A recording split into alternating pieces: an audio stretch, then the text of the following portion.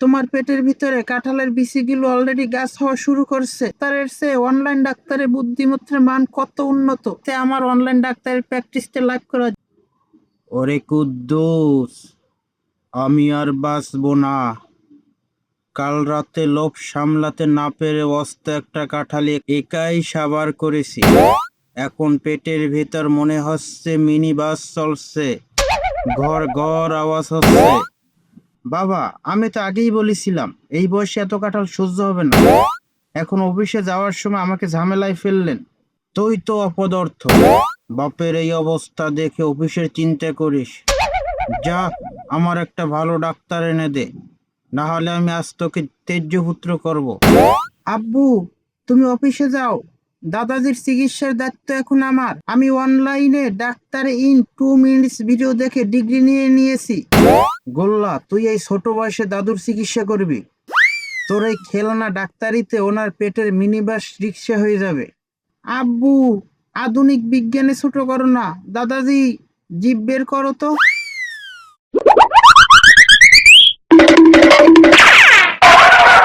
উফ, কেসটা তো জটিল হয়ে গেল। দাদাজি, তোমার জিভের রং সাদা, এর মানে তোমার পেটের ভিতরে কাঁঠালের বিচিগুলো অলরেডি গাছ হওয়া শুরু করছে। শরবত খেলে দাদাজির পেটের গাছ আরো দ্রুত বড় হবে, কারণ গাছে তো পানি দিতে হয়। তাই তো, গাছ তো পানি পেয়ে বেঁচে ওঠে। গোল্লা, তাহলে এখন উপায় কি?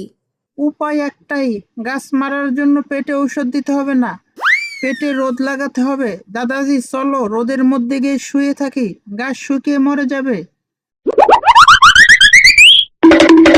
কি হয়েছে কুদ্দুস সাহেব? কার পেটের অসুখ? এই যে ডাক্তার বাবু, আমার বাবা কাল রাতে 100টা কোয়া একাই খেয়ে ফেলছেন। বদ হজম হয়েছে। আমি একটা ইঞ্জেকশন দিয়ে দিচ্ছি, 10 মিনিটে ঠিক হয়ে যাবে। ডাক্তার আঙ্কেল, ভুল চিকিৎসা দিচ্ছেন কেন? ইনজেকশন দিলে পেটের ভিতরে কাঁঠাল গাছটি কি মরে যাবে? কাঁঠাল গাছ মানে? খোকা, তুমি কি বলছো? পেটে কি গাছ হয়? কেন হবে না?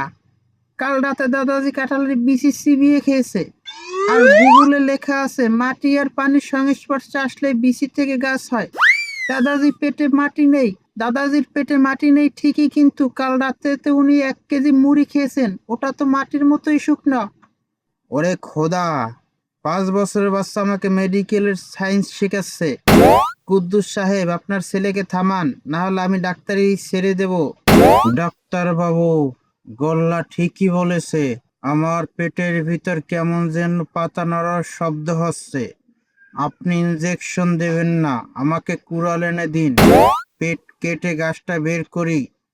কোনো কাটার দরকার নাই ডাক্তার আঙ্কেল, তুমি বরং দাদাজিকে একটা ছাগল প্রেসক্রিপশন করে দাও। ছাগল প্রেসক্রিপশন মানে? আমি কি পশু ডাক্তার? আরে না, ছাগল তো কাঁঠাল পাতা খায়। দাদাজি একটা ছোট গাছ কিনে ফেললে ওইটা পেটের ভেতর সব পাতা খেয়ে ফেলবে, গাছও শেষ হবে, অসুখও শেষ। ও মা, মানুষ কখনো ছাগল গিলতে পারে? গোল্লা, তুই তো তোর দাদাকে চিড়িয়াখানা বানিয়ে ছাড়বি। গোল্লা, অনেক হয়েছে তো ডাক্তারি। ডাক্তার বাবু, আপনি বাবাকে ঔষধ দিন।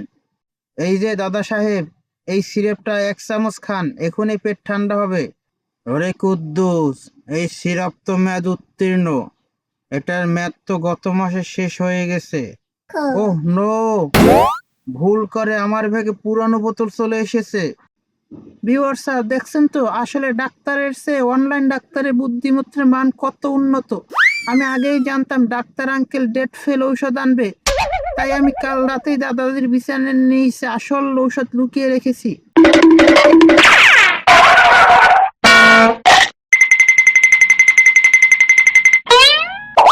আহ, শান্তি। আমার পেট একদম ঠান্ডা হয়ে গেল। গোল্লা, তুই আমার জীবন বাঁচালি। গোল্লা, তুই কিভাবে জানলি যে দাদুর পেটে অসুখ হবে আর ডাক্তার ভুল ঔষধ আনবে? খুব সোজা আব্বু, কাল রাতে দাদাজি যখন চোরের মতো রান্নাঘরে ঢুকে কাঁঠাল খাচ্ছিল, আমি তখন খাটের নিচ থেকে দেখছিলাম। আর ডাক্তার আঙ্কেলের চেম্বার থেকে এই মেয়াদ উত্তীর্ণ বোতলটা আমি ওনার ব্যাগেই ঢুকিয়ে দিয়ে এসেছিলাম, যাতে আমার অনলাইন ডাক্তারের প্র্যাকটিসটা লাইভ করা যায়। ওরে বাবা, এই বাসায় 5 বছর একটা এলিয়েন থাকে। আমি আর এই এলাকায় ডাক্তারি করব না। কি? কি?